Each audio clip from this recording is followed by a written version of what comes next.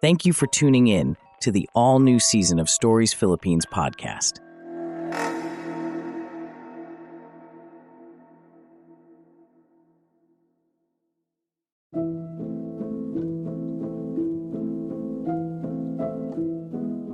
Hello there, listeners. Good evening.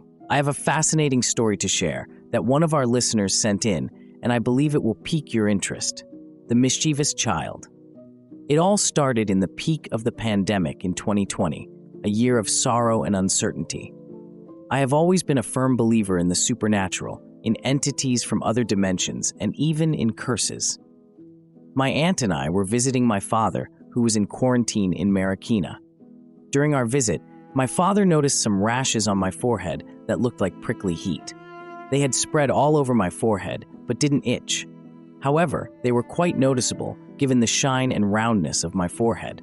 I was starting to get worried at this point. We brushed it off as an allergy. My aunt suggested avoiding spicy and irritating foods such as eggs, shrimp, crab, shrimp paste, and chicken. A month passed, and the rashes persisted. I thought they might be a symptom of COVID since I was also quarantined.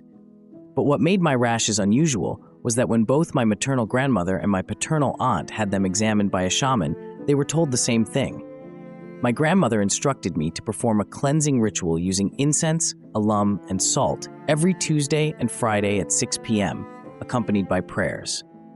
I followed her advice faithfully. After each ritual, it was revealed that I had accidentally hurt a child or infant spirit in the apartment I was living in. During the ritual, the final step was to place a piece of alum into the mix, which would melt and take shape. It formed into the shape of a baby or fetus. I even took a picture of it during the first ritual when I went back to my hometown to consult my grandmother about it. The same thing happened in the subsequent rituals, even when I returned to Manila and continued the rituals until the rashes disappeared.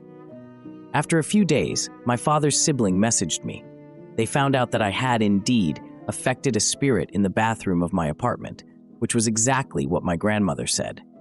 I used to shower very lavishly, like water was limitless, and when I did my laundry, I used so much water it could be mistaken for a swimming pool. Maybe the spirit didn't get to bathe, or maybe it got drowned during those times. Just kidding. I sincerely apologized, especially during my prayers, hoping for peace. Now, it all makes sense why things were falling or getting knocked over when I was off doing laundry in the bathroom. Laundry tubs tumbled down with force. The kid spirit was strong. Even my groceries, stacked neatly in the built-in cabinet, would be knocked down. The spirit seemed to have a particular liking for noodle packs and even clothes hangers. I didn't pay much attention to it because the apartment was fully furnished and everything was inside, including the bathroom and sink. One time when I was off and decided to sleep with the lights off, I experienced sleep paralysis, as if a child was pressing down on my chest. From then on, I never slept with the lights off again, or at least left the bathroom light on. A few weeks later, the rashes on my forehead finally vanished. We lived in that place for an entire year. My ignorance during that time was astounding. I was more afraid of people than unseen entities. Take care of yourselves and always pray and ask for permission from unseen entities around you. This story is an important reminder for us all to respect the unseen world around us. Always remember that our actions can affect more than just the physical world around us. Be mindful, respectful, and always show kindness, as you never know who or what might be sharing your space. Stay safe, listeners,